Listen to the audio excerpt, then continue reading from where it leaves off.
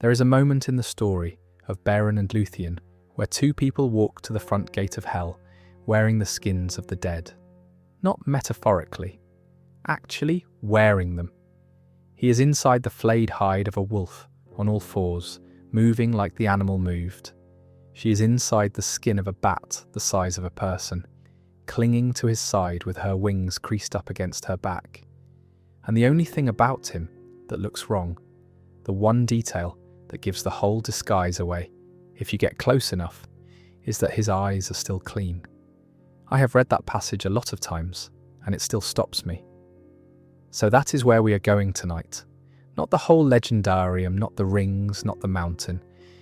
Just this one dark corner of it, where those two skins came from, who was inside them before, and what Tolkien actually meant when he used the words werewolf and vampire, because it is nothing like what you're picturing. If you want to subscribe before we start, that does help. If not, no matter. We will begin either way. Here is the thing that took me an embarrassingly long time to work out.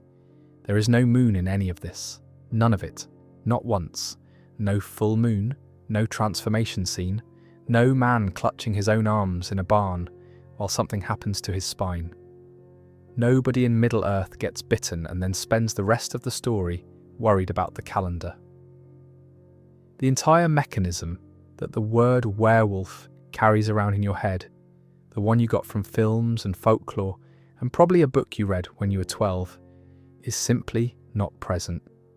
Tolkien took the word, kept the fangs, and threw the rest of it in the bin. What he put in its place is, I think, considerably worse. The published Silmarillion gives us the definition almost in passing. That is very much its style.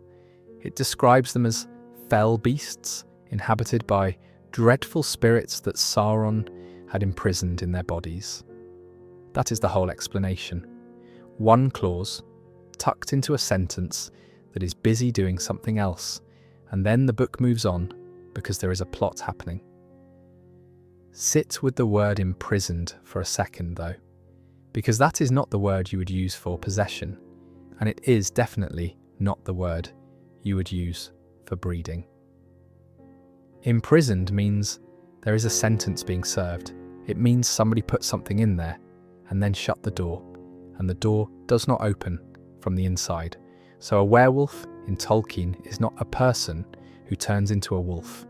It is a wolf with somebody else locked inside it, and nobody in the text ever asks what that is like.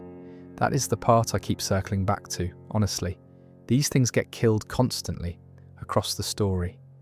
Juan alone goes through them like a man working through a to-do list, and every single one of those deaths is, if you take the definition seriously, the destruction of a body that had a conscious spirit sealed in it against its will.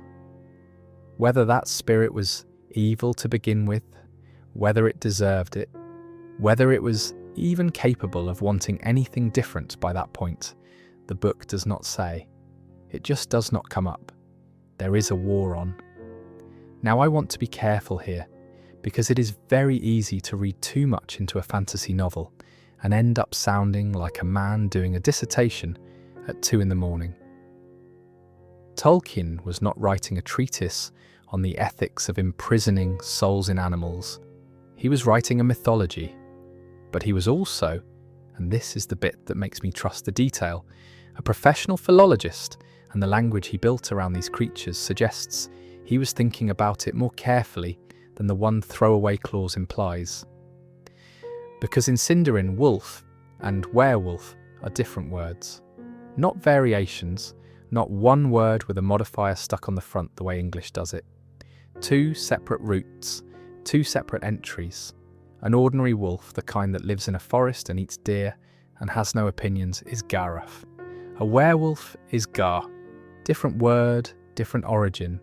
No relationship between them beyond the fact that both animals have 4 legs and a bad reputation. That matters more than it sounds like it should. Tolkien invented these languages the way an actual language develops, which means the vocabulary reflects how the speakers understood the world. If the elves of Beleriand had thought of werewolves as just very large, very unpleasant wolves, they would have called them very large, unpleasant wolves. They did not. They gave them a separate name, which means that the people living alongside these things understood them to be a separate category of thing entirely.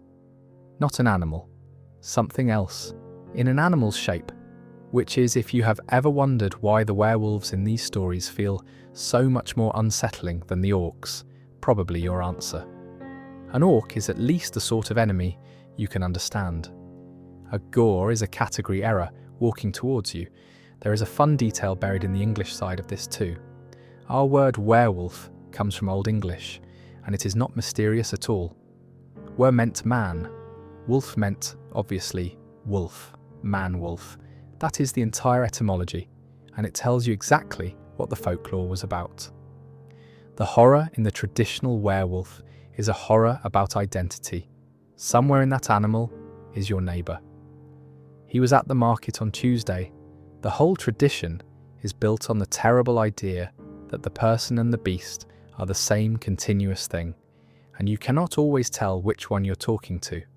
Tolkien knew all this. He knew it better than nearly anybody alive at the time, because this was literally his job. He spent his working life inside exactly these words, and he chose to keep the English label with all the dread it brings along, while completely gutting the machinery underneath it. I think that is a deliberate move, rather than laziness. He wanted the reader to arrive at the word already frightened. You see werewolf on the page and you bring your own fear with you. Free of charge, no setup required. Then you look at what these things actually are in his world, and none of your assumptions apply, and you're standing there, holding a fear you cannot use properly. That is a genuinely clever bit of writing, and it is done in about 4 words. The other thing worth saying before we move on is that the imprisonment idea is not unique to the wolves. It is a recurring habit of the villains in this legendarium, this business of taking something with a will and shoving it into a shape it did not choose. It is arguably the signature crime of the whole dark side. Morgoth cannot make anything. That is stated flatly elsewhere in the book, and it is the closest thing the mythology has to a rule of physics. He can only take what already exists and ruin it. So when he wants an army of monsters, he does not get to invent monsters. He gets wolves and he gets spirits, and he puts one inside the other, and what comes out the other side is not really either of them anymore. That is the engine. Everything else we're going to talk about tonight runs on it. There is one more word in that definition I want to pick at, because it is easy to skim and it is doing something. Fell. Fell beasts. It is a word Tolkien uses constantly, and most readers file it under old-fashioned decoration, roughly equivalent to fierce. It is not quite that. Fell in this sense is an old word meaning cruel, savage, deadly, with a strong flavour of something that intends harm rather than merely causing it. A fell wind is not just a cold wind, it is a wind that has it in for you. So fell beasts inhabited by dreadful spirits is not one adjective doing a job and then a clause explaining it. It is 2 separate claims stacked on top of each other. The bodies are cruel, the things inside are dreadful. Both parts are bad independently, and the trouble is what happens when you combine them.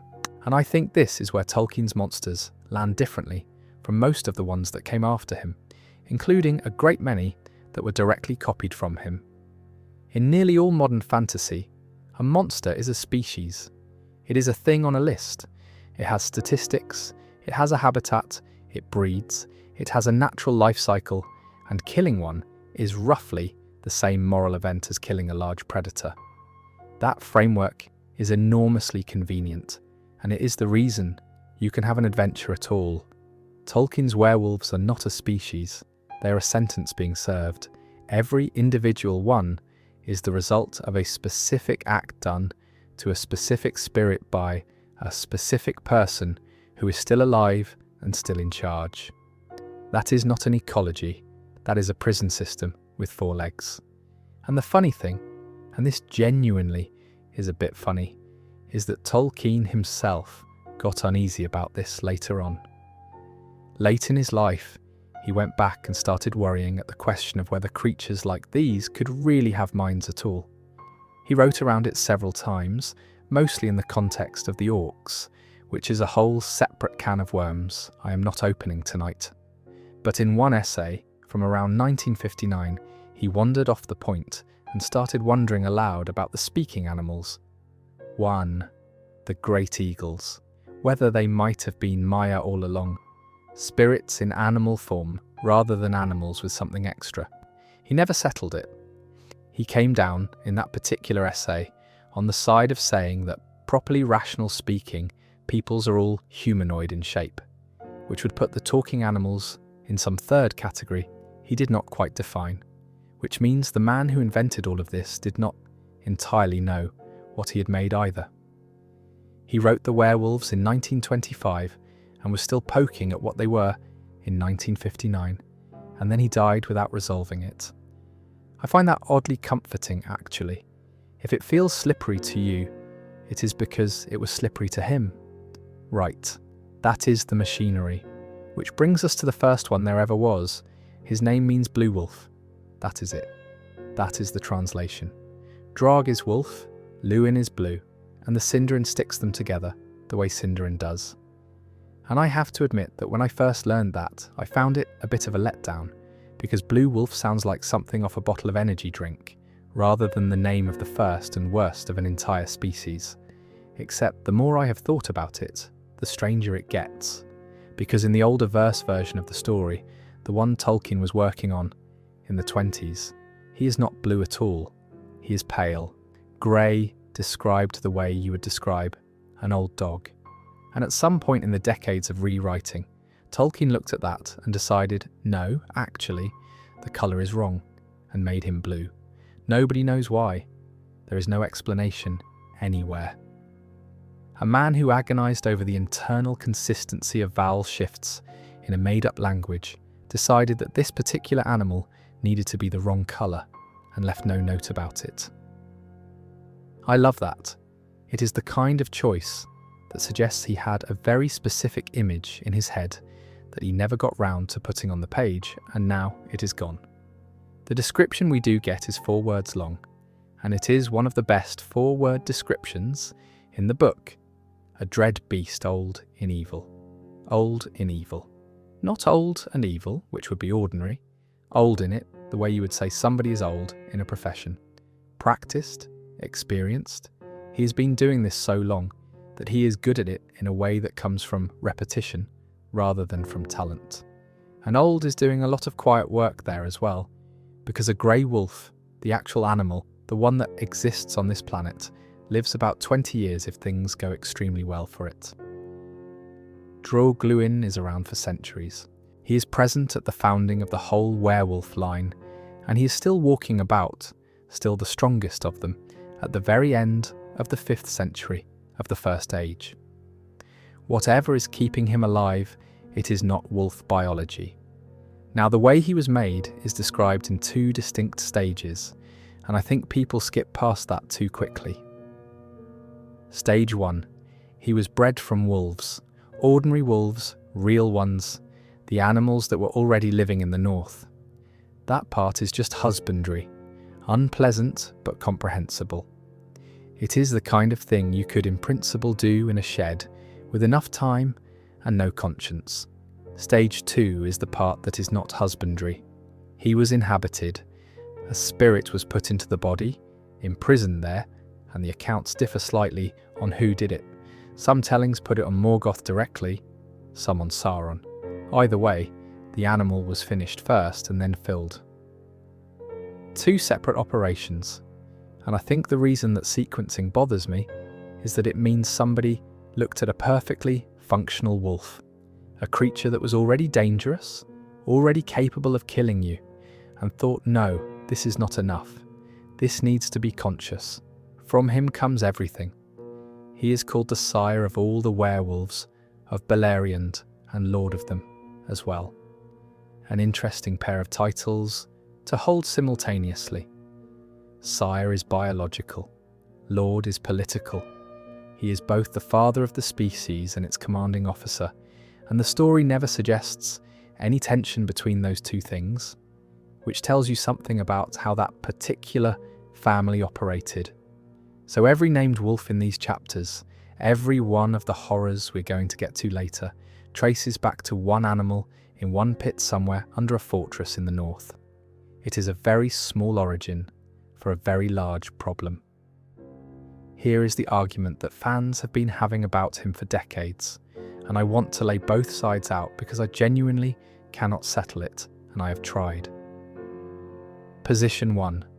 Drogluin was a Maya, one of the lesser angelic spirits that came into the world at the beginning, one of the ones that went over to Morgoth in the early days, and he simply took a wolf's shape and kept it. On this reading, he is essentially the same category of being as Sauron, just less ambitious and considerably more furry. The evidence is circumstantial, but not nothing. He is extraordinarily long-lived. He is strong enough that Huan, a hound of Valinor, needs a long, hard fight to put him down. And he seems to have a mind because his last act is a coherent tactical report, delivered under fatal injury, which is not something a dog does. Position 2. He is a wolf with a Maya stuffed into it. The body is animal, the driver is not, and the two of them are welded together permanently, because that was the whole point of the exercise. The text supports the second reading more directly, since the definition we already went through says exactly that. But the first reading keeps refusing to die, partly because Tolkien himself was not always consistent about it, and partly because it is a more comfortable idea. And I mean that seriously. It is more comfortable. If Draugluin is just a fallen angel wearing a wolf, then he chose this. He is responsible for himself. He is an enemy in the ordinary sense, and you can fight him without any complicated feelings about it. The other version means somebody built him. I find the second one much harder to sit with, and that is probably why the first one is more popular. There is a version of this where the strongest werewolf in the world is not a villain at all. He is the result. He is what happens when you take something and you do not stop. A couple of smaller things about him while we are on the subject. The first is that the naming convention actually holds up across the whole legendarium once you notice it. Draug turns up in other places where you would expect it. It is a working piece of vocabulary rather than a one-off invented for him. That sort of consistency is what makes these languages feel like languages instead of decoration. Tolkien did not name his monsters. He named them in a language and then translated. The second is the dating, which I only bothered to look up recently, and which gave me a slightly strange feeling. The chronology puts his death at around the year 465 of the First Age. That is a real number in a real timeline, in a set of annals that Tolkien kept the way an actual historian would keep them. There is a year in which the first werewolf dies, and somebody wrote it down. I do not know why that lands the way it does. Something about a monster having a date. The third thing, and this is the one that goes somewhere later, is that his body does not stop mattering when he stops using it. That is unusual. Most of the creatures in these stories die, and that is the end of their involvement. The wolf on the bridge is finished, the story moves on, nobody thinks about the wolf again. Drogluin gets a second act as an object. What is left of him is still doing work in the plot days after he is gone. And I am not going to spoil the mechanism if you have not read it, but I will say that his most important contribution to the war against Morgoth happens after he is dead, and he would have hated it. And the last thing is the question that I do not think has an answer, which is what was in the north before him. Because the wolves he was bred from had to come from somewhere. Ordinary wolves, in ordinary numbers, doing ordinary wolf things in the highlands north of Beleriand. There was a population and somebody went and got some of it, which means that at some point in the very early history of that part of the world, there was a completely normal animal, minding its own business in a cold forest, that was picked up and taken indoors, and became the ancestor of every horror in this video. There is no scene for that, nobody wrote it. but it happened in the fiction, somewhere in a gap between two chapters. And I think about that wolf occasionally. Anyway, he does not live in a cave, which surprised me the first time I properly worked out where he was based. Picture a river island. A proper one? In the middle of a wide, clean river, running south out of the mountains, with good ground and a view in every direction. That is Tol Sirion.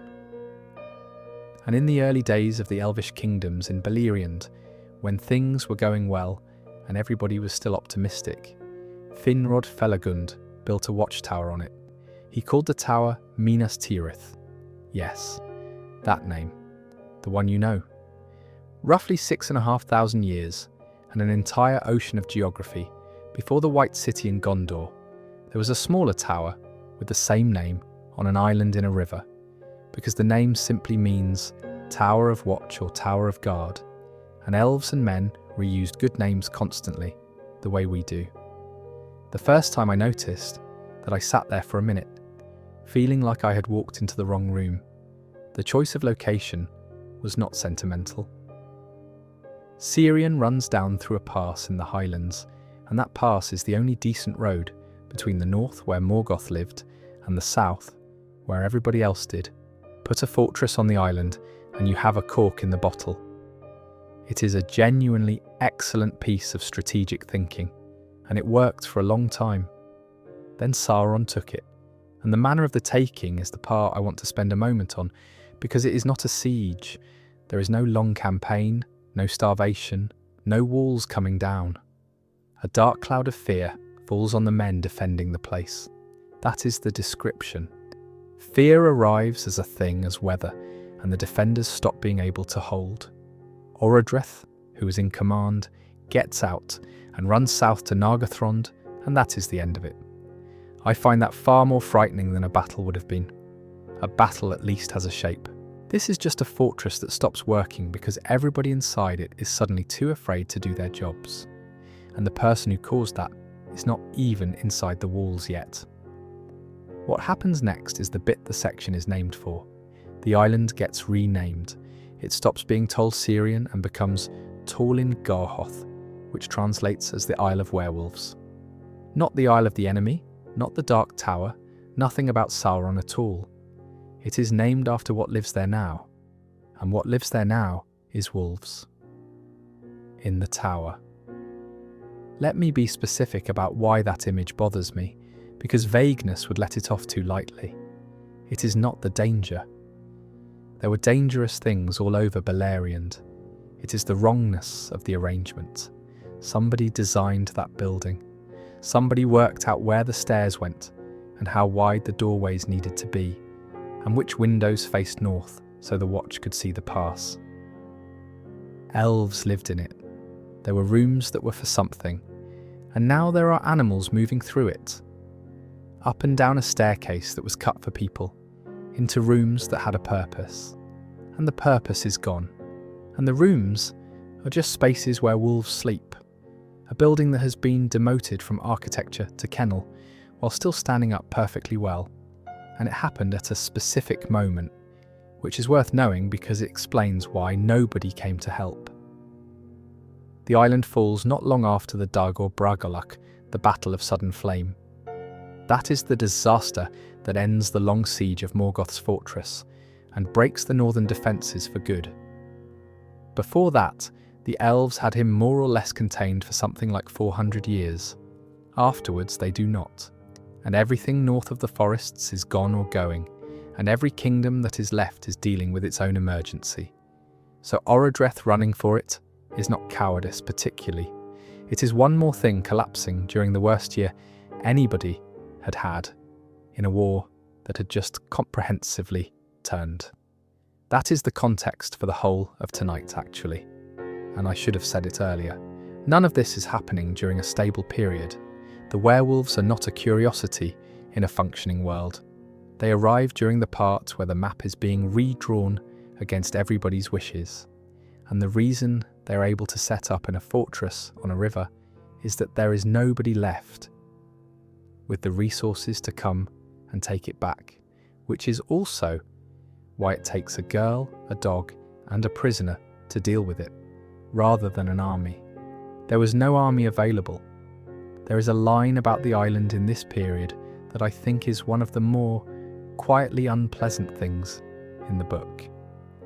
No living creature could pass through that veil without Sauron seeing it from the tower where he sat. The whole island becomes an eye. That is what it is for now.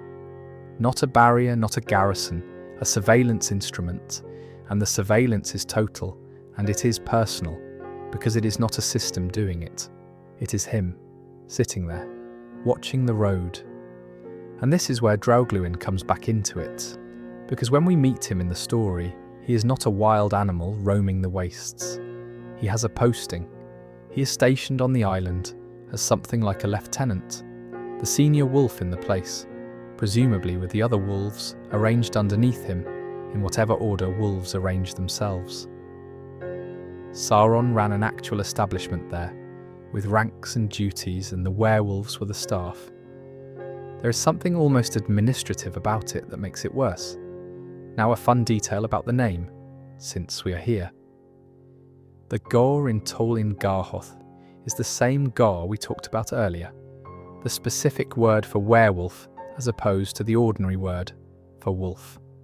The Hoth on the end is a word Tolkien used for a horde or a host, and it is not a neutral word. It shows up in other names, for groups the elves did not like. So the island's name is not really the polite Isle of Werewolves that the translation suggests.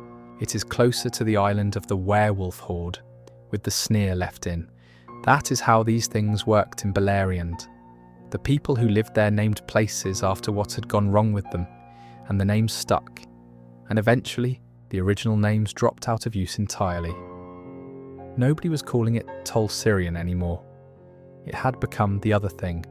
Something worth saying about Finrod before we go further down, because he is going to be important, and he's easy to lose track of among a great many similarly named elves. He is the one who was good at building things. That is the through line of his entire life. He built the tower on the island. He built Naga Thrond, an enormous underground city carved out of the rock of a river gorge, and which is genuinely one of the great achievements in the history of the elves. His epithet, Felagund, comes from a dwarvish word, and it means something close to hewer of caves because the dwarves helped with Nargothrond, and that is what they called him afterwards. So the man is a builder, and he does not stay in the things he builds either. That is the other pattern. He gave the island over to his brother Orodreth to hold and went south to run the city. He hands his work to other people, which makes the loss of the island a specific kind of loss. It is not a defeat in the field. It is a thing he made, given to somebody he trusted, taken by an enemy, and turned into the exact opposite of what it was for, and then named after the animals now living in it. And there is a small mercy at the far end of this that I want to put in now rather than later, because it will not fit anywhere else. After Luthien takes the tower and pulls it open, she and Beren bury Finrod on the hilltop of that island. Not in a pit. On top, on the green crown of the hill, in the highest place there.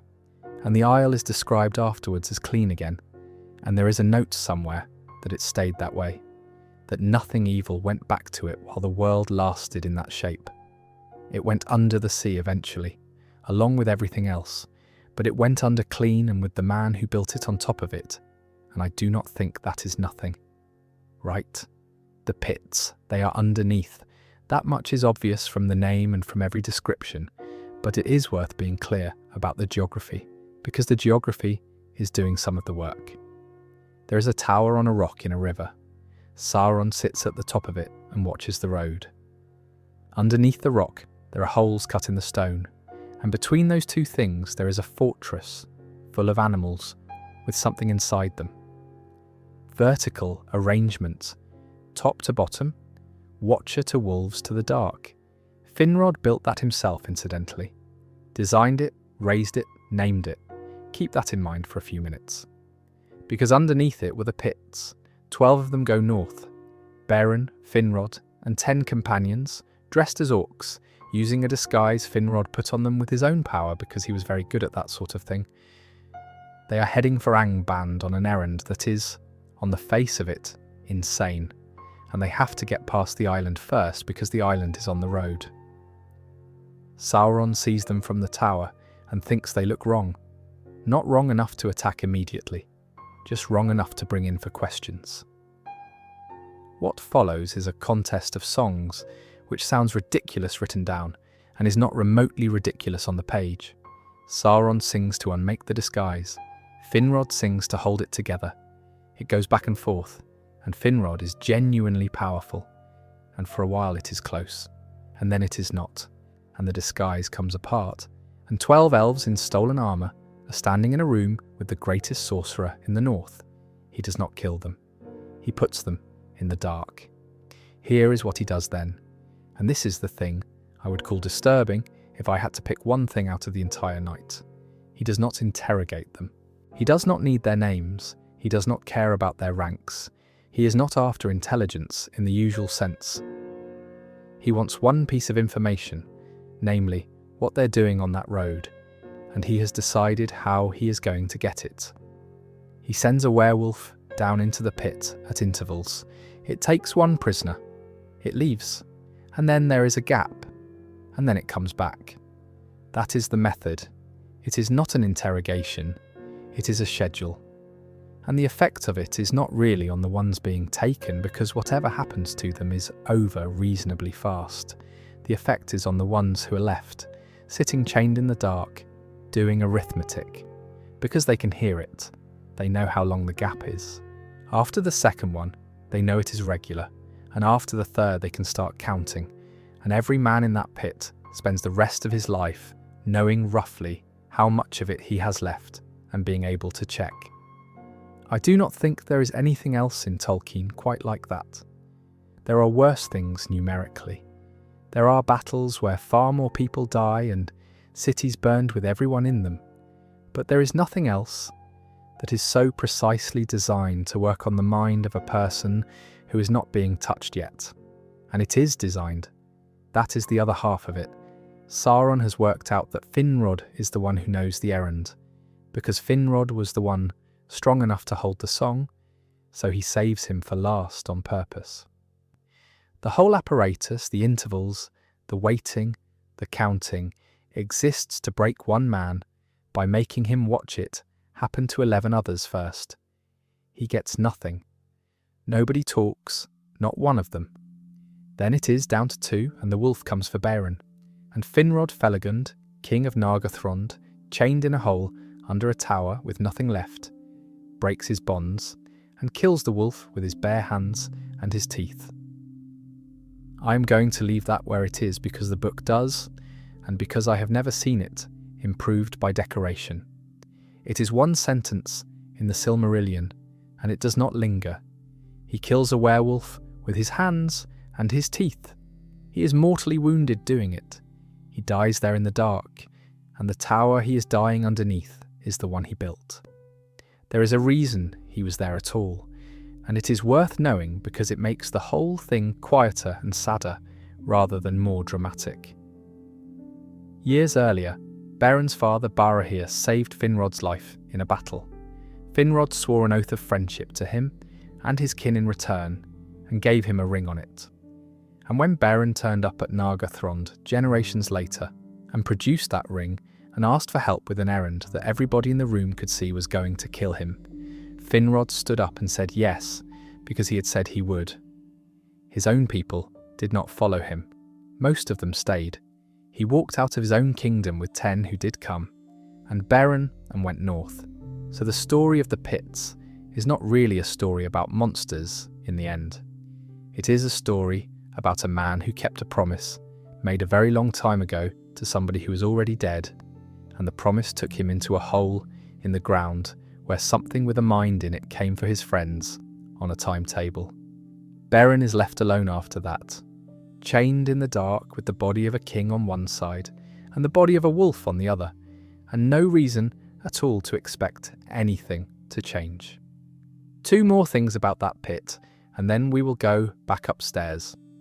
The first is the 10, because there are 10 other people in that hole, and nobody remembers a single one of them. They are given no names in the published book. They are the 10 of Finrod's household who followed him out of Nargothrond when the rest of his kingdom would not. Which means that of everybody in that city, 10 people looked at a plainly suicidal errand and said yes anyway. They took off their own gear, put on stolen orc armour, walked north with a king who had just lost an argument with his own council, and died one at a time in the dark under a tower without telling anyone anything. That is a remarkable thing to have done, and the text does not give them so much as a list. I would like to be the sort of person who finds that appropriately understated and dignified. Mostly, I just find it annoying. Somebody should have written the names down. The second thing is the song contest, which I glossed over and which deserves better, because it is one of the strangest and best sequences in the book, and it is unlike almost anything else in fantasy. It is not a duel with spells. There are no gestures, and nothing catches fire. Sauron sings a song of unveiling, of piercing and laying bare and betrayal, and Finrod sings back, and what he sings about is resistance, and the keeping of secrets, and trust unbroken. They are not attacking each other. They are each trying to make their version of the world, the true one, out loud in the same room. And Finrod nearly holds it. He gets a long way. But as it goes on, what he is singing turns towards Valinor and the sea and the west, and then into everything that went wrong there. The kinslaying, and the ships burning, and the blood on the shore, and the memory of that is the crack Sauron gets into. The song comes apart on the Noldor's own history. He does not beat Finrod with power. He beats him with guilt, or rather, he waits for the guilt to be the loudest thing in the song, and then leans on it. I have always thought that was a very cold and very accurate piece of characterization. The whole rest of the night is wolves and teeth. The actual defeat happens because a proud people did a terrible thing a long time ago and never quite put it down. Sauron, meanwhile, has been upstairs this entire time, and it is worth talking about what he actually was at this point in the story, because it is not what most people picture at all. Sauron has a job title in this part of the story, and almost nobody knows it. Not the Dark Lord, not the Lord of the Rings, obviously, since the rings do not exist yet and will not for thousands of years. Not the Eye. In the First Age he is listed as a sorcerer of dreadful power, a master of shadows and of phantoms, a necromancer, and this is the one that stopped me, Lord of Werewolves. That is his actual title. That is what he's known for. The most famous villain in fantasy fiction spent the first age of the world being essentially the man in charge of the wolves. And his defining ability in this era is not deception. It is not manipulation or fair words or turning up at somebody's door looking helpful and being invited in. He does all that later, and he is superb at it. But that is a much older Sauron who has learned patience. The Sauron on that island does one thing better than anybody, and the thing is shape-shifting. He does not persuade you that he is something else. He simply becomes it. Which brings us to the night the whole arrangement falls apart. Luthien arrives at the bridge. She is got there by a route that is its own story, involving a tower, a rope made of her own hair, and a dog making a decision, and we will come back to the dog. She stands on the bridge in front of the tower, and she sings. Sauron upstairs hears a woman singing outside his fortress in the middle of the night, and decides he would quite like to have her, so he sends a wolf out to bring her in. It does not come back, so he sends another one. That one does not come back either. This goes on, and the detail that makes it genuinely eerie rather than merely tense is the word the text uses for how the wolves are being killed. Silently. They're going out one at a time onto a bridge, and something is killing every single one of them without a sound. And inside the tower there is no information at all. Just wolves leaving and not returning, and a woman still singing out there, and no noise from the bridge whatsoever. The something is Huan. Now Huan is a hound, not a werewolf, not a Maya as far as anybody can establish, an actual dog, but a dog from Valinor, given by Oromir the Hunter, and the specifications on him are not modest. He is the size of a small horse. He does not tire, and he does not sleep. And there are two conditions on him, both set long before any of this, that matter enormously to everything that happens tonight. The first is that he is permitted to speak 3 times in his life, with words and then no more. 3. That is his entire allowance. The second is a doom laid on him, that he will not fall to anything except the greatest wolf that ever lived. Hold on to that second one. It is going to come back, and it is going to be much more unpleasant than it currently sounds.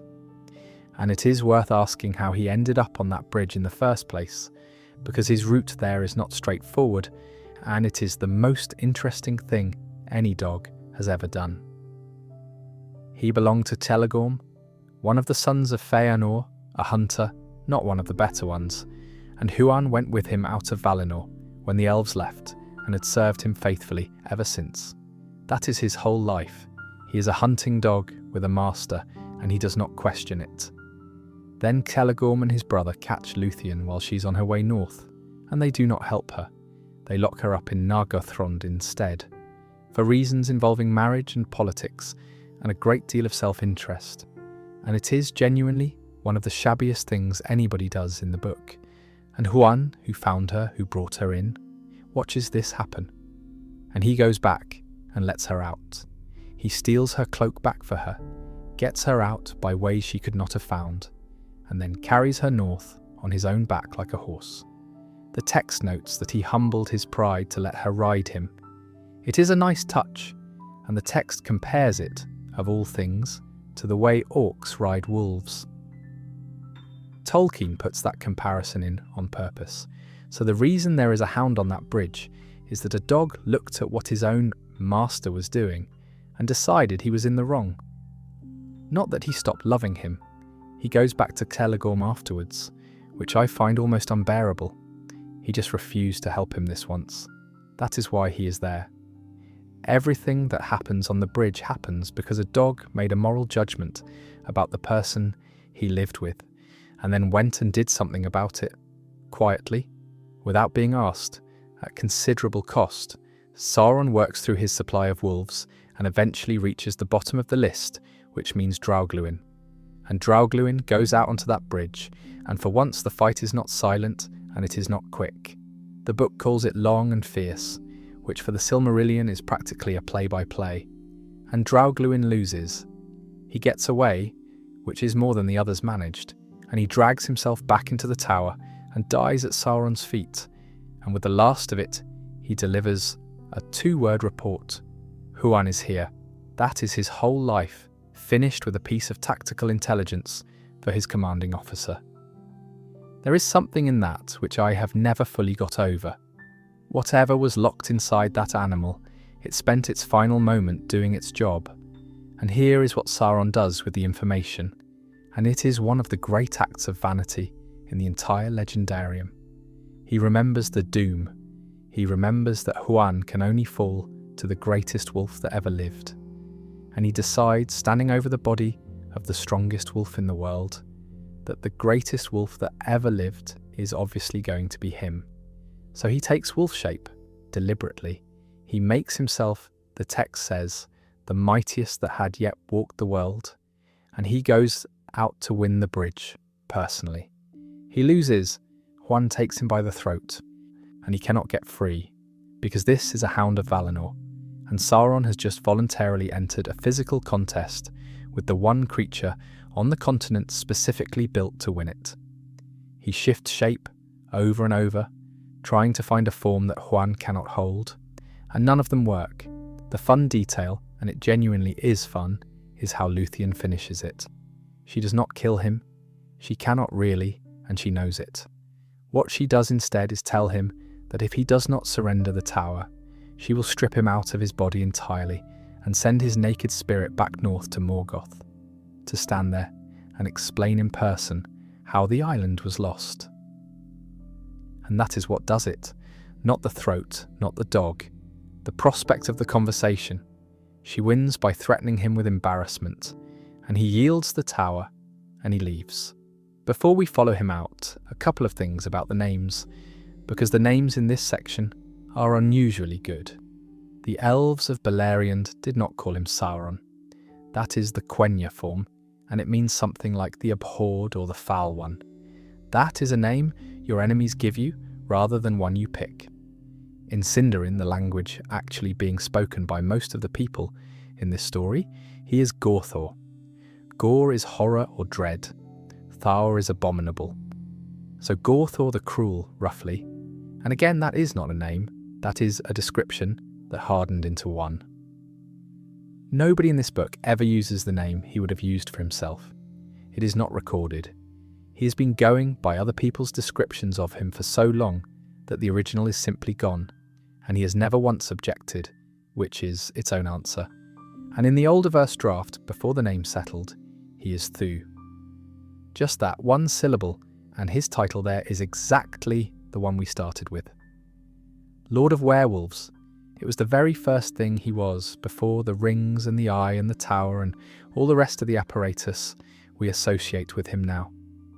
The other thing I want to flag is the bridge, because Tolkien put it there deliberately, and it is doing a lot of quiet work.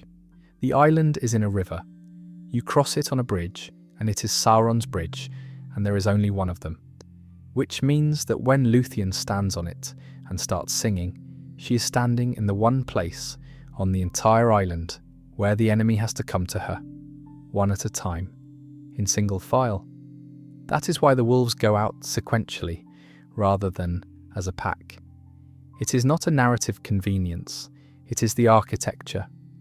The fortress was designed to make sure only one thing at a time could reach the gate, and the design works perfectly, and it works in exactly the wrong direction on the night it matters.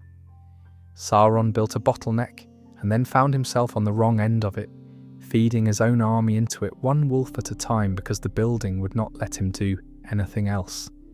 I do not know whether he ever thought about that afterwards. I hope so. Anyway, he is gone out over the trees, and how he leaves is our way into the vampires.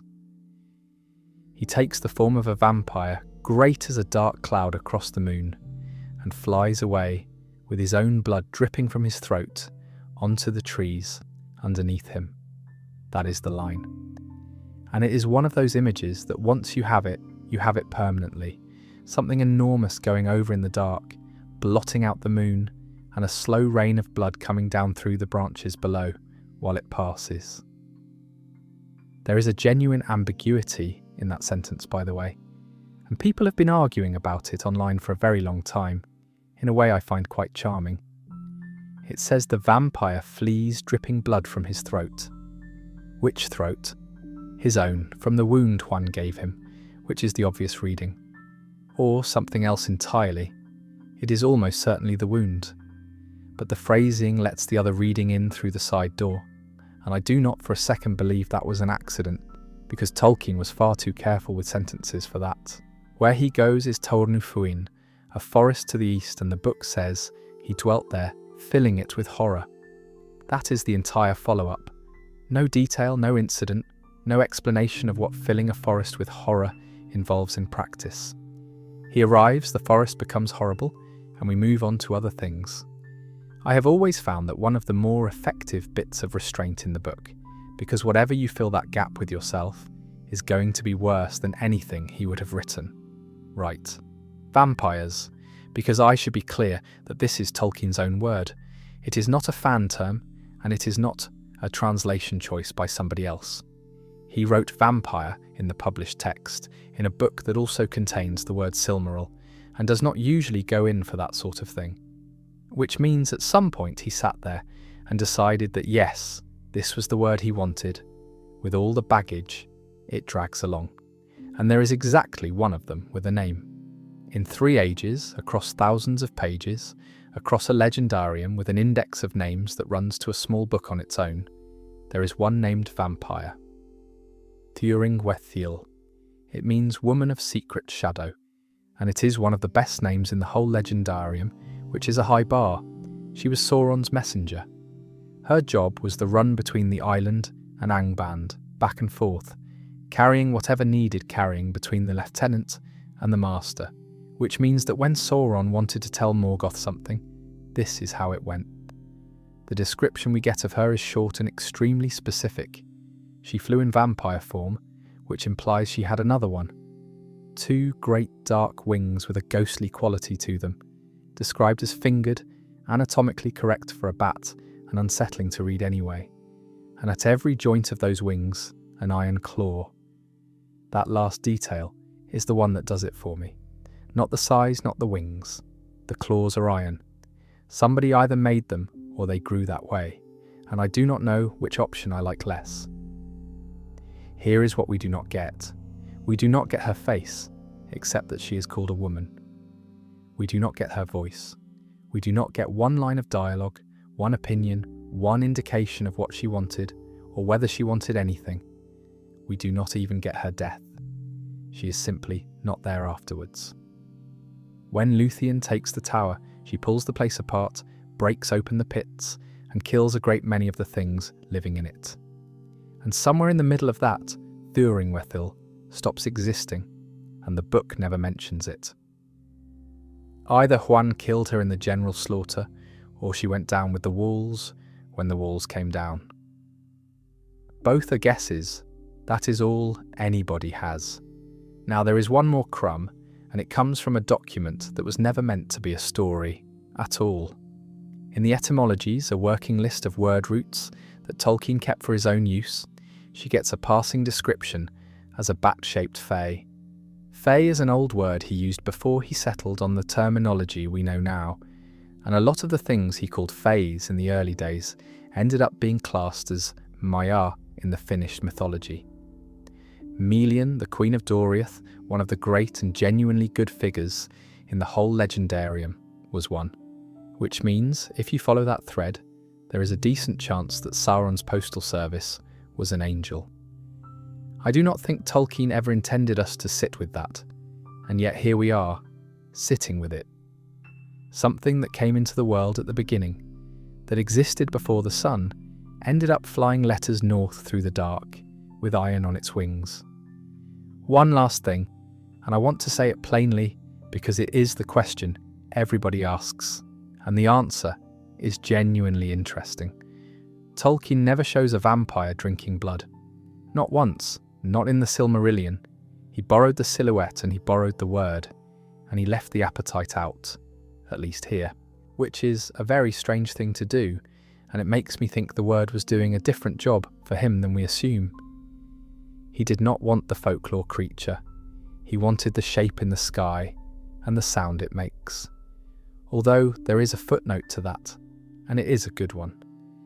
In some of the later notes and unfinished material, the vampires get filled in a bit more, and the picture that emerges is that they were originally spirits associated with ordinary bats, the way certain Maya were associated with birds or water or trees, and were then corrupted and remade, which would make them man-sized bat things with the faces of hideous men and women, able to change shape, and would put them in exactly the same manufacturing category as everything else we've talked about tonight.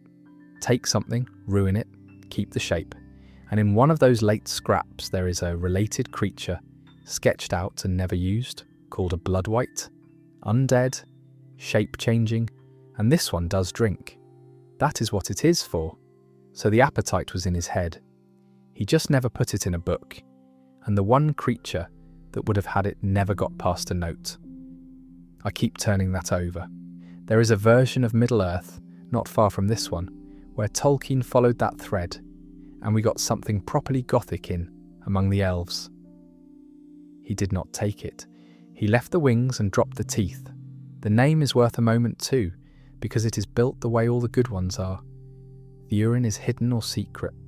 Gwath is shadow, and it is a specific kind of shadow, the dimness cast by something rather than plain darkness. And the ending on it is a feminine one, woman of secret shadow. That is the translation given in the index of the published book, and which is about as close as this legendarium gets to poetry in a name. And there is one line of hers, sort of. In the old verse version, when Luthien is standing in front of the throne in that skin and gets asked who she is, she gives the name and a description with it, saying that she is the one who casts a shadow over the face of the moon in the doomed land of shivering Beleriand, which is presumably how Thuringwethil would have introduced herself, since Luthien is impersonating her and would have wanted it to sound right. So the only words we have that might be hers are being said by somebody else, wearing her body to her employer's boss in order to rob him. That is genuinely the whole of it. One name, one description, one borrowed introduction, and a set of iron claws. Right, and here is where all of this goes from unpleasant to properly strange. Because two of our heroes are about to put these things on. Two objects. That is all this section is really. A hide and a set of wings. And what happens when people get inside them? The hide is Droglin's. The wings are Thuringwethil's. Both are lying on that island after the fight on the bridge, because both of their owners are dead there. And somebody has to have the idea. The somebody is Juan. I do want to note that the good dog, the one creature in this entire story with an unambiguously clean record, the Hound of Valinor, who has never done a single questionable thing, looks at the situation and suggests the flaying. Beren and Luthien need to get into Angband and cannot walk in as themselves, and Juan's contribution to the planning meeting is that there are two very convincing costumes lying about outside, and it would be a shame to waste them. He is not wrong. It is a good plan.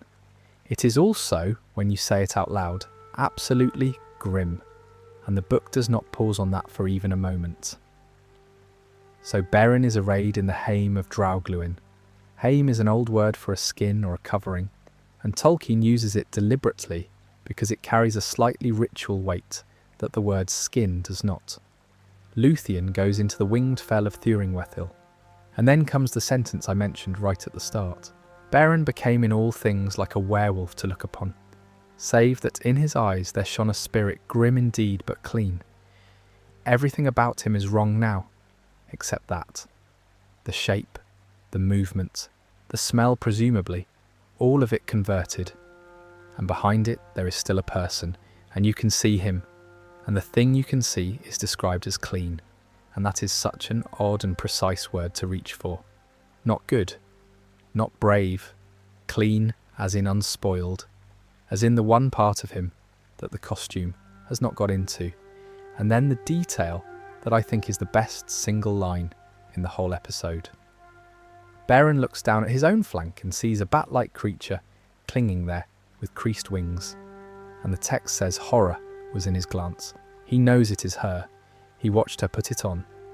He helped, presumably, and he looks at it, and he is still horrified, and I find that enormously reassuring about him as a person.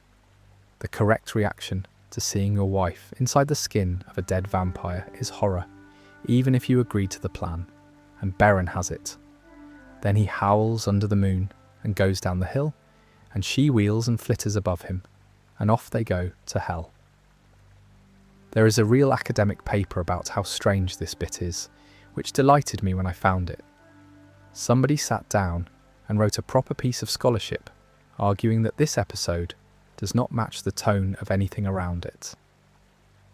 That the story of Beren and Luthien is written in a high, elevated register, all doom and love and grand tragedy, and then right in the middle of it two people put on animal skins, like something out of a much older and much nastier kind of folktale, and that is exactly right. And the reason is that it is older. This is one of the oldest surviving pieces of the whole legendarium. Tolkien rewrote nearly everything, over and over, for 50 years. This survived every pass. Whatever else changed, the skin stayed. The disguise gets them a long way. It gets them past the gate, which we will come back to shortly, and it gets Luthien into the hall itself, and in front of the throne. And there Morgoth asks who she is, and she gives him Thuringwethil's name. To his face, he does not buy it for a second. His answer is essentially, "You are a liar, take that off and stand there properly," which is a rather deflating end for a disguise that had worked on absolutely everything else in the north. The wings fooled the wolves, they fooled the gate, they did not fool him for one line of dialogue. Although, and this is the bit that always makes me smile slightly, making her take it off is exactly what she needed. So he was right, and it cost him everything, and I do not think anybody has ever pointed that out to him. 2 more notes on the skins, and then I will leave them alone. The first is the word fell, which we have already met as an adjective and which is now being used as a noun and means something entirely different. A fell is a hide, a pelt. It is the same word you get in fellmonger, which was a real trade, a person who dealt in skins. So the winged fell of Thuringwethil is just, plainly, her hide. Tolkien is using a technical term from the leather trade to describe what Luthien is wearing in the middle of the most romantic story he ever wrote, and I do not think he could have made the thing more matter-of-fact if he had tried. The second is that this was not her first disguise, and the comparison is interesting. Earlier in the story, when she is escaping from being locked up by her own father, she makes a cloak out of her own hair, which she cuts and enchants with a shadow, and asleep on it so that anyone who looks at it goes drowsy, and anyone under it cannot be seen. That is the first version of her getting past a guard, and it is entirely her own work, made from her own body, and it is elegant, and it is clean.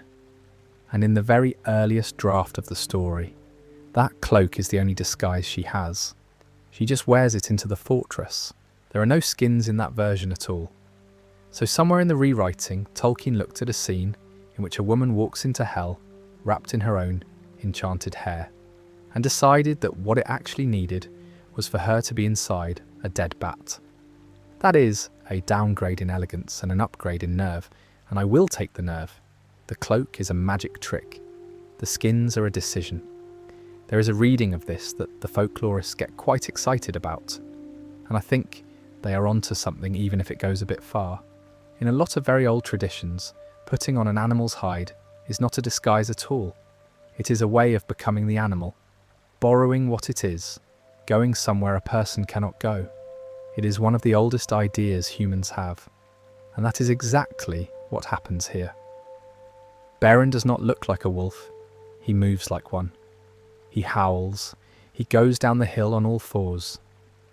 Whatever the hide is doing, it is doing more than covering him up, which means the two of them beat Morgoth's front door, using a technique older than any of the magic in the book, borrowed off the enemy's own dead. Not power, not a weapon, just an extremely old trick and a great deal of nerve. But before any of that, before the hall and the throne, they had to get past what was sitting in the doorway.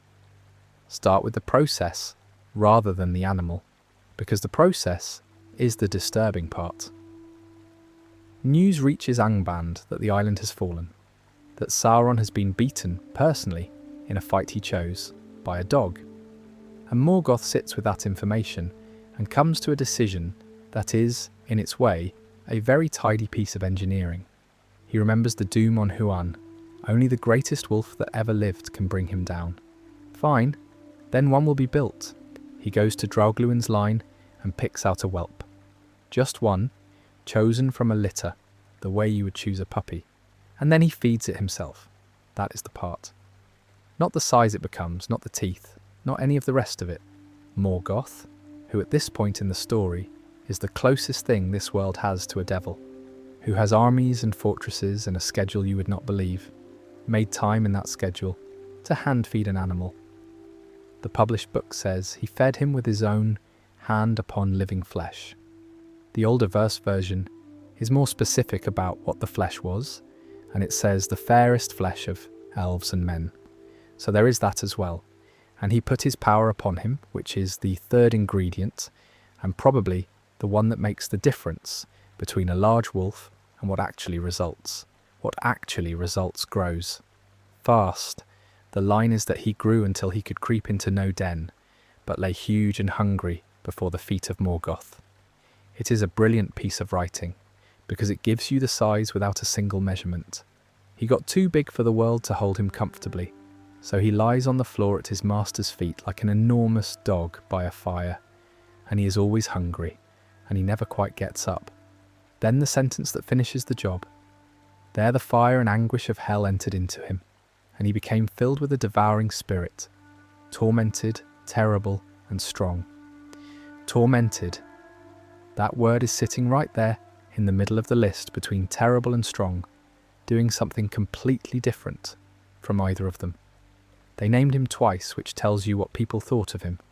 Carcharoth, the Red Moor, and Andfugler, the Jaws of Thirst. He is set at the gate of Angband and told to stay awake, and he does, indefinitely, for exactly one reason: in case the dog comes. That is his entire function. An animal built to a specification, hand raised for it, and then parked in a doorway to wait for a fight that may never happen. Which is where Beren and Luthien meet him, and the encounter is much cleverer than it usually gets credit for. Because Carcharoth is suspicious, immediately. And he is suspicious for an excellent reason, which is that he knows Draugluin is dead. The news came through. He is looking at a wolf walking towards the gate, wearing a skin that belongs to somebody who is not around anymore. And he can tell. That is not an animal reaction. That is a mind-doing inference. He is the second creature in the story to see through the disguise, and he does it faster than Morgoth did. Luthien puts him under with a spell, and they get past, and everything that happens inside is another story. But they have to come out the way they went in. And on the way out he is awake, and he is not waiting. Beren does the only thing he can think of, which is hold up the Silmaril. And I understand the logic. It is a holy thing. It is full of light from before the sun, and there is a fair chance a creature of Morgoth cannot bear to look at it.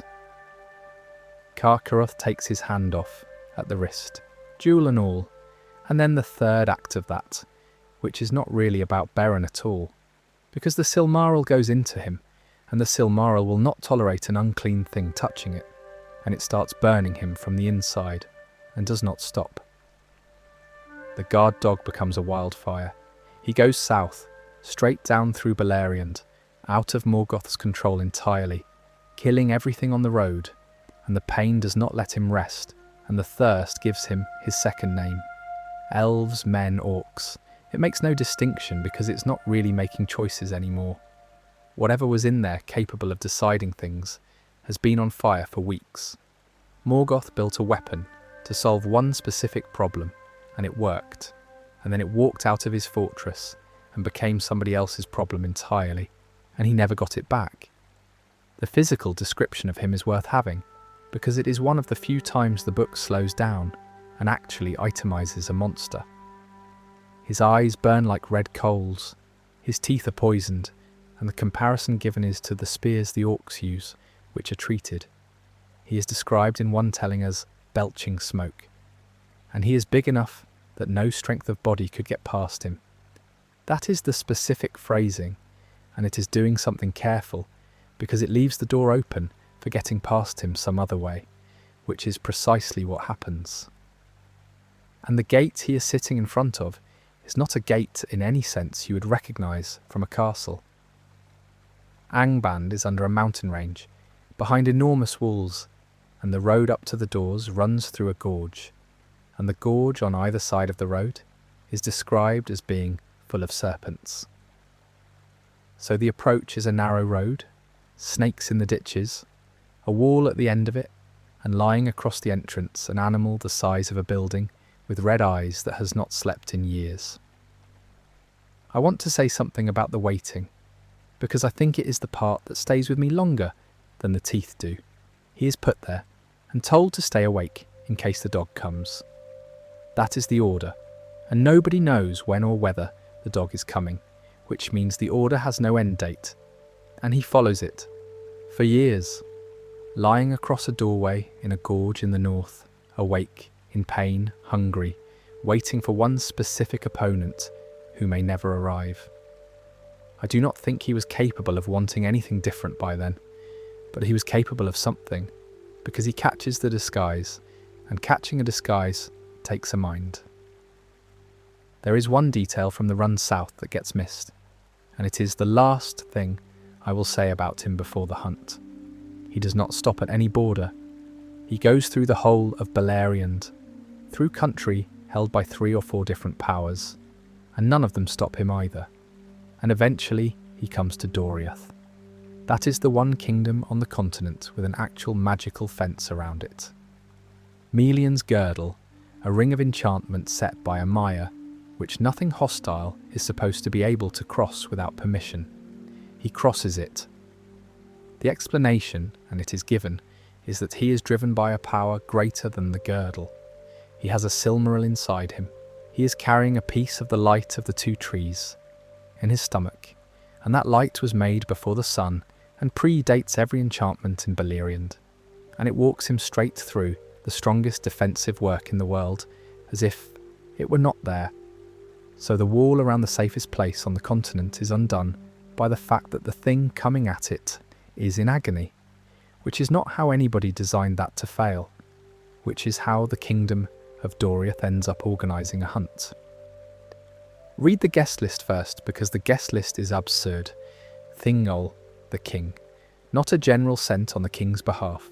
The actual king of the largest and best defended elvish realm on the continent, who has been on a throne for a very long time, and does not need to be out in a wood chasing anything. Beleg Cuthalion, who is the finest woodsman and probably the finest archer alive at this point, and whose own story goes somewhere so sad that I am not going to get into it tonight. Mablung of the Heavy Hand, chief captain of Doriath.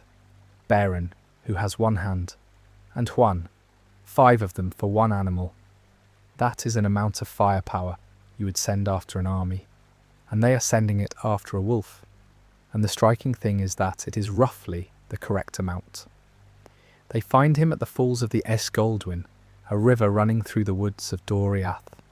And it is a beautiful place to put this particular scene, and I do not think that is accidental. It goes badly. It goes badly in the specific way these things go badly when both sides are fully committed and one of them has stopped caring whether it survives. Beren is mortally wounded bringing him down. Not injured, mortally wounded, and everybody present knows it. And then Huan kills Karkaroth, and the doom that was laid on him before any of these people were born closes properly from the other end. Because that is what the prophecy actually said. Not that Juan would die, that he could not be killed by anything except the greatest wolf that ever lived. Which sounds, when you first hear it, like a protection. It sounds like good news. Nothing can touch you except a thing that does not exist. And then Morgoth heard about it and decided to make the thing exist. So the doom on Huan was never a shield. It was a set of instructions, and somebody read them and built to spec. I do not think there is a colder idea anywhere in these books. He is poisoned in the doing of it. Morgoth's venom in the teeth, and it gets into him, and that is the end. And he comes and lies down beside Beren, and he speaks for the 3rd and last time, and what he uses it on is a goodbye. That is the whole allowance spent. 3 times in an immortal life, and the last one goes on saying farewell to a man he has known for a matter of months. Beren does not answer. He cannot, or he does not. The book does not say which. He puts his hand on the hound's head, and the text says, "So they parted," and that is it. I have read a lot of death scenes in a lot of books, and there's not much that gets near that one. It is about 2 lines long. There is no speech, no summing up, nothing about legacy or sacrifice. A man puts his hand on a dog's head, and neither of them says anything. Then Mablung, who is a practical person, opens the wolf up, and the Silmaril is in there, and Beren's hand is still shut around it, still holding on. It has been inside a burning animal for weeks, and it is still gripping the jewel. Mablung reaches for it and touches the flesh, and the hand is gone. Just taken on the wind in the moment of contact. So they get the Silmaril back, That is the accounting at the end of it, and I think it is worth doing the maths properly, because the maths is strange. Morgoth wanted the dog dead, and he got it. The weapon performed exactly as designed. It did the one thing it was made for, and it did it against the finest hunting party the world could put together, and it cost him a Silmaril. He had all three on his crown in his fortress, and the security arrangement he built to protect the fortress is the specific reason one of them left the building and did not come back. Beren dies of his wound shortly after, having put the jewel into Thingol's hand, and said that the quest is achieved, and his doom is full wrought, which is, as last words go, a bit formal for my taste, but he had been having a difficult year. He does not stay dead as it happens, but that involves Luthien singing to the Lord of the Dead, and it is a different story, and a much better one, and it does not have a single wolf in it. Now the sources on this one are not hidden, and I think it is worth going through, because Tolkien was not being coy about it, and it is more fun when you can see the joins. The hand in the wolf's mouth is Norse. It is one of the most famous scenes in the whole of that mythology. The gods want to bind the wolf Fenrir, and Fenrir will not let them put the chain on unless one of them puts a hand in his mouth, as a pledge of good faith. And the god Tyr does it, knowing exactly how it is going to go. The chain holds, the hand does not. Tolkien knew that story the way you know a song you grew up with. He was teaching this material, and the hand in the wolf's mouth is one of the oldest bits of the whole Beren and Luthien tale, present from very early on, so it is not a late borrowing either. But he changed the part that matters. In the Norse version, the hand is given. It is a bargain, entered into knowingly, and the god pays a price. He agreed to pay. In Tolkien's version here, the hand is taken from a man who was trying to use the thing in it as a shield, which flips the whole meaning of it. One is a story about a promise honoured at a cost. The other is a story about a man who thought light would be enough and found out it was not. And Tom Shippey, who is the best reader of this material there has ever been, pointed out that the hunt itself has a different ancestor. It looks like the chase of the great boar in the Welsh tradition, in the Mabinogion, where a party of heroes pursues a monstrous animal across an entire country to take something off it, which is exactly the shape of what happens here. 5 people, 1 animal, 1 object that has to come out of it. So the scene at the falls is Welsh in its structure and Norse in its central image, written by an Englishman, in a story about elves. That is more or less how all of this works. There is one more thing about that hunting party that I only noticed on a reread, and it is the sort of thing that makes this legendarium heavy, in a way I quite like. Nearly all of them come to bad ends, and none of them here. Thingol, King of Doriath, is going to be killed years later in his own halls in an argument over that same Silmaril. Beleg is going to die in a way I am genuinely not going to describe tonight. And if you know, you know, and if you do not look it up before bed. Marblung is going to die when Doriath is sacked. They walk out of this wood alive, having done the difficult thing, and every one of them is being kept for something worse. The jewel does that. That is the pattern the Silmarils establish and never break. Everybody who holds one is fine right up until they are not. And this is the first time in the story that a Silmaril has been out of Morgoth's crown and in somebody else's hands since the very beginning. And the price for that first night is a hound, a wolf, and a man's life. And it is going to keep charging. So that is the first age, more or less, which leaves the obvious question of what happened to all of them afterwards. The answer is mostly nothing, and the reason is geographical. Beleriand does not exist anymore. At the end of the First Age, there is a war so large that the continent itself does not survive it, and the whole map we have been walking around tonight goes under the sea. The island in the river, the tower, the pits, the fortress in the north, all of it. If you sailed west from the Shire in the Third Age, you would be sailing over the top of everything in this video. So the werewolves, as a named and specific thing, essentially stop. There is no gore in the Lord of the Rings. Nobody in the later ages meets one. What there is instead is wargs. And wargs are interesting precisely because they are so much smaller a problem. They are wolves, larger and fiercer and cleverer than the ordinary kind, running in packs in the misty mountains, sometimes allied with the orcs and sometimes carrying them. They are a serious danger if you're camped in the wrong valley. They are not a category error walking towards you. They are an animal with a bad attitude, but they talk. That is the thing that keeps the argument alive. In The Hobbit, they hold what is very clearly a meeting in a language of their own, and Gandalf can follow enough of it to know what they're planning. Something in there is doing more than a wolf does. Now the word is the good part. Warg is not invented. It is a real cross of two real words, and Tolkien built it out of Old Norse varga and Old English werg, and the scholar Tom Shippey pointed out what those words are actually doing. Varga means wolf. It also means outlaw.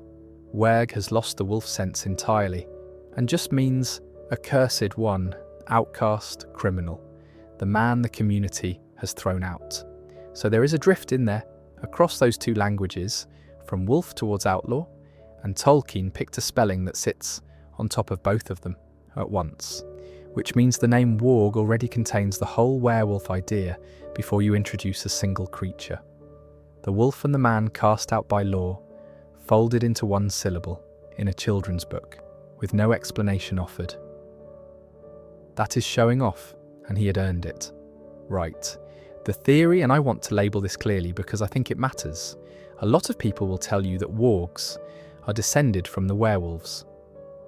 That Drauglin's line survived somehow, interbred with ordinary wolves in the east, and thinned out over the ages into what we meet in the mountains. Nothing in the text says that. Not one line.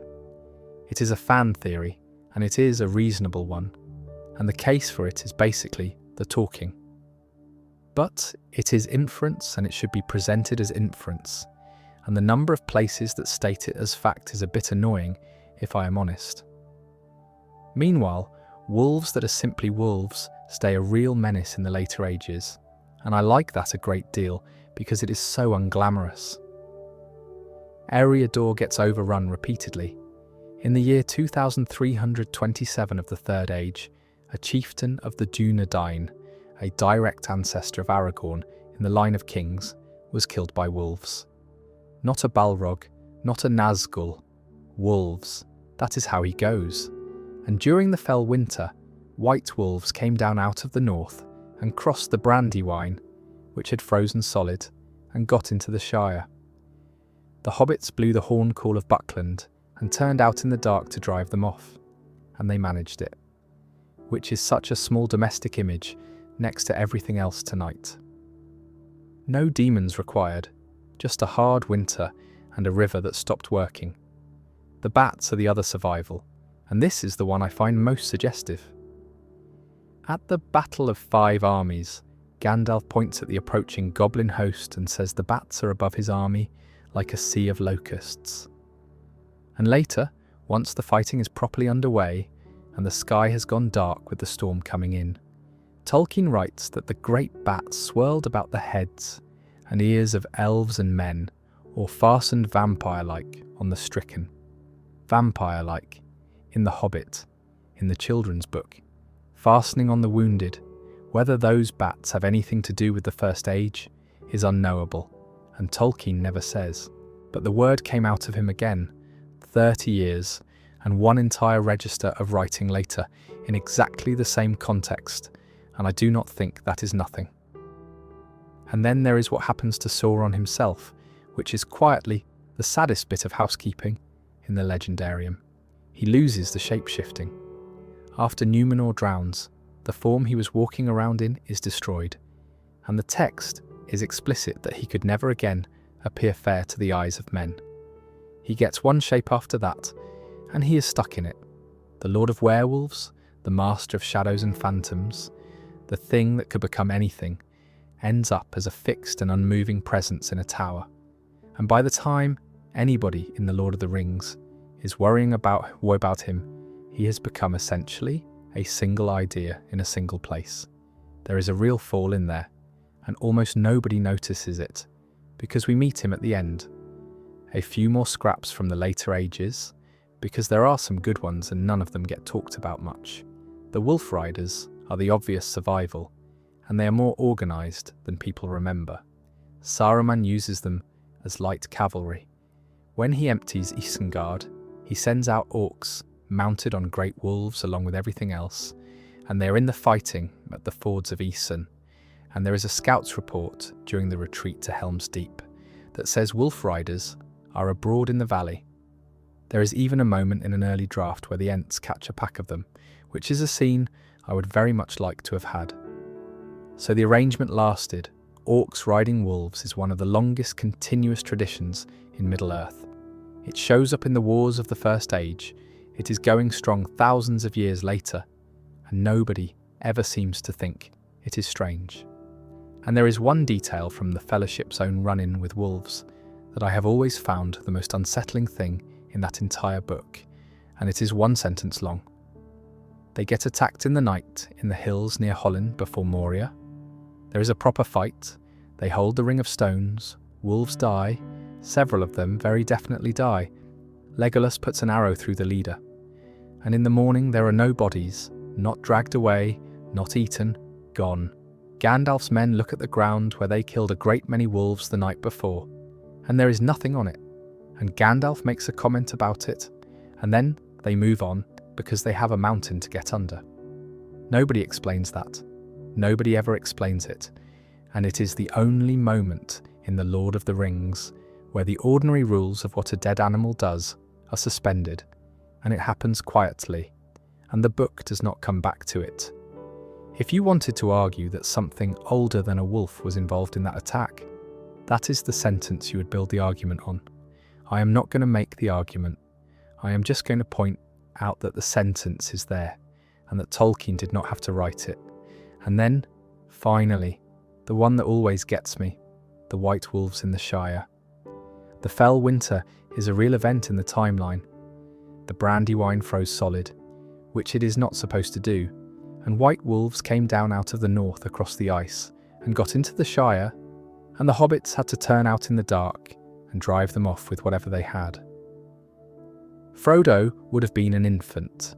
Bilbo remembered it, and the reason the horn call of Buckland is a thing anybody knows about is that they blew it that winter, and it worked. The distance between that and everything else in this video is enormous. On one end you have a hand-fed monster in a gorge full of serpents.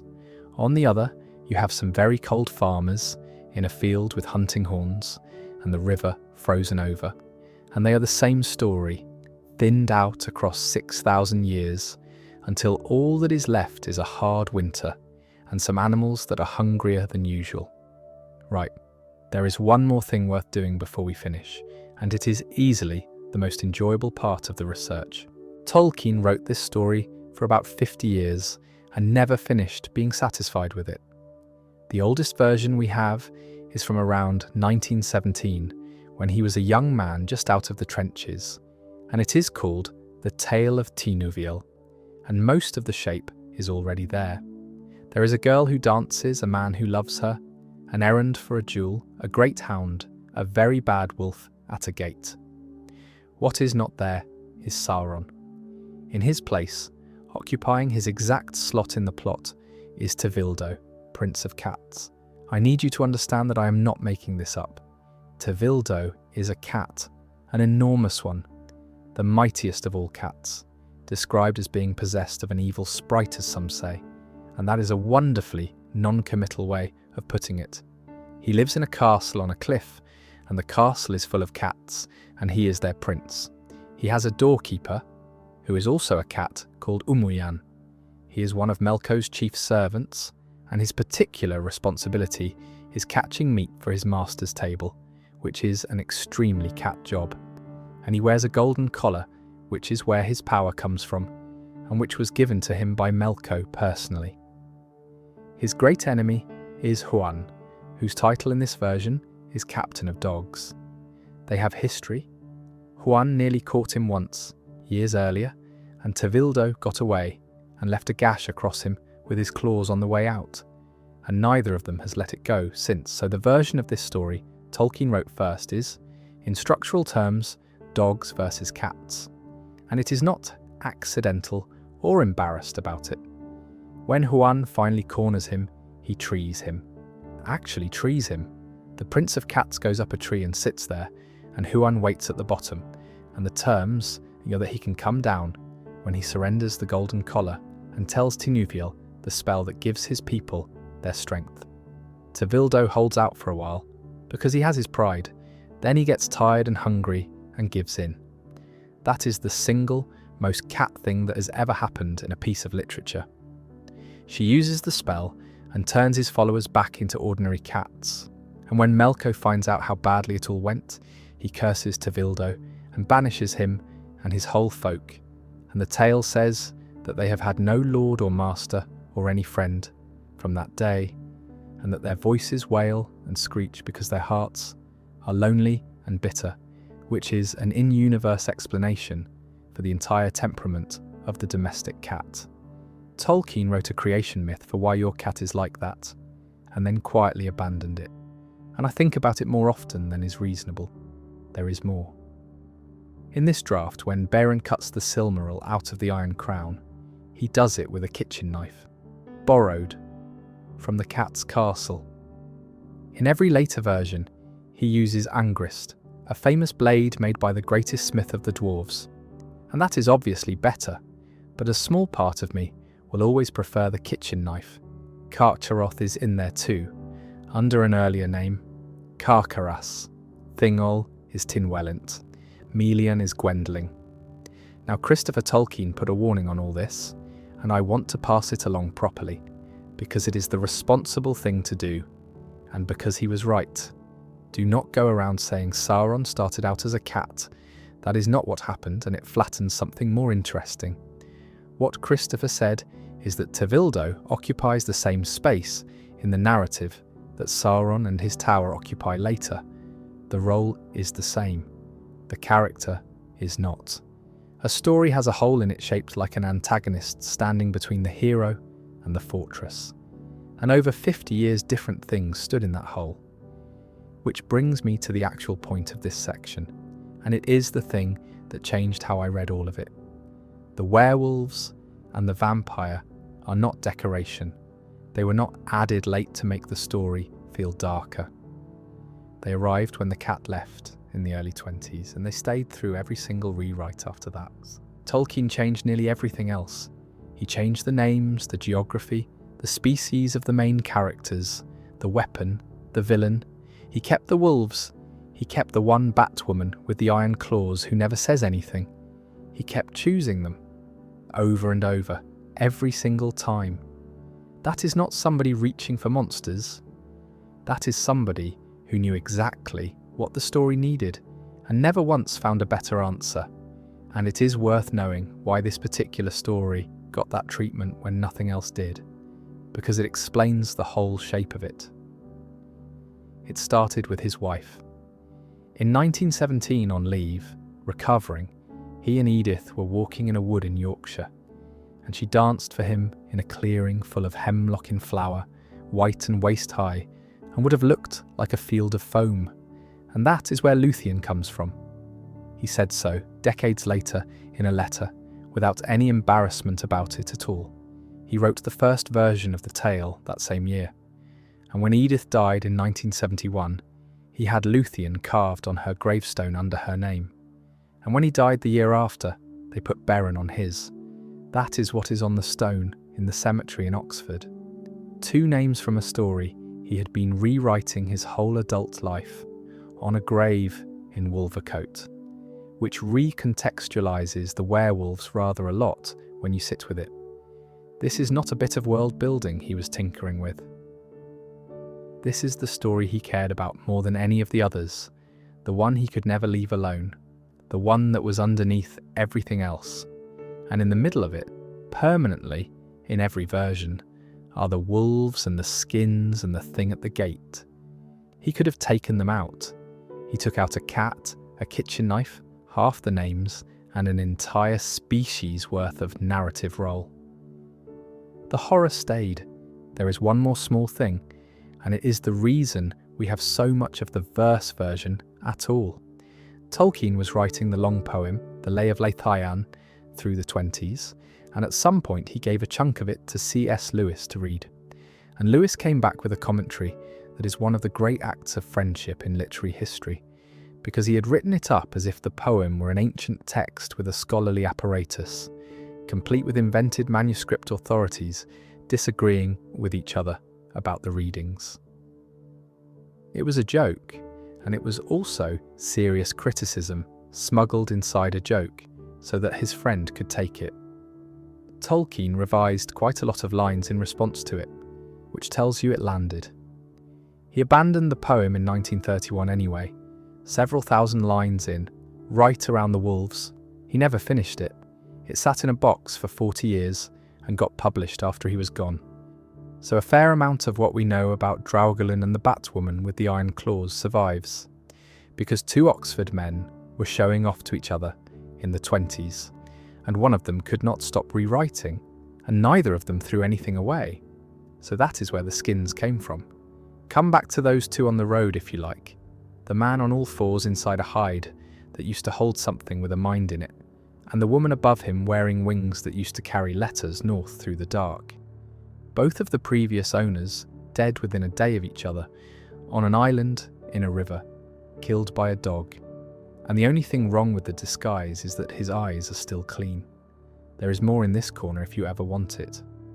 There is Bjorn, who is a skin changer in a completely different and much healthier sense, and who is the closest thing the legendarium has to an argument that changing shape is not automatically a horror.